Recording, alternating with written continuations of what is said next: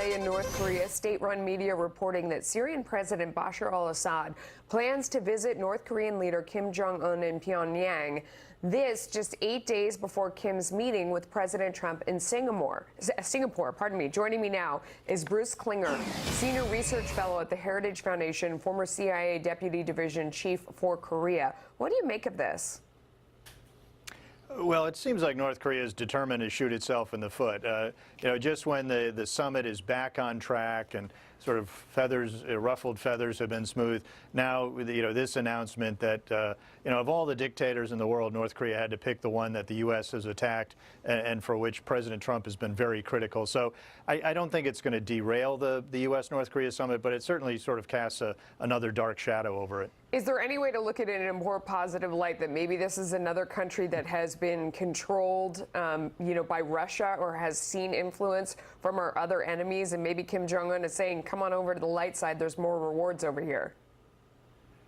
Well, North Korea and Syria have a very long military relationship going back perhaps to the 1960s.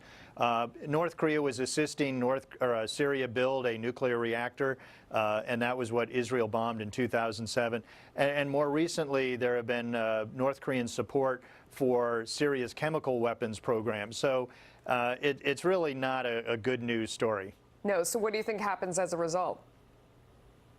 Well, whether they have the meeting before the summit or more likely after, like I said, I don't think it's going to derail the U.S.-North Korea summit. But it's similar to last month when things were very positive between the U.S. and North Korea, and then 4 different North Korean statements came out very critical or insulting to the U.S.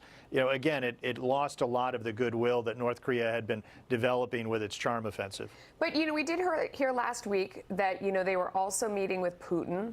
It does make sense that if a leader is turning over a new leaf, that he's got to check in with all the guys that used to be his buddies. Well, I think the meeting with Xi Jinping, the Chinese leader, as well as the Russian foreign minister, and perhaps meeting with Putin, that's trying to rally support so that Kim is going into the meeting with the U.S., with 2 big brothers looking over his shoulder, so that he doesn't feel isolated, and perhaps he's trying to get sanctions relief from them, at least a less vigorous enforcement of required UN resolution sanctions. With Syria, it's really just kind of a rogues gallery of North Korea and Syria, having chemical and missile and perhaps even nuclear relationship with each other. Bruce Klingner, thank you. Moving over to Guatemala.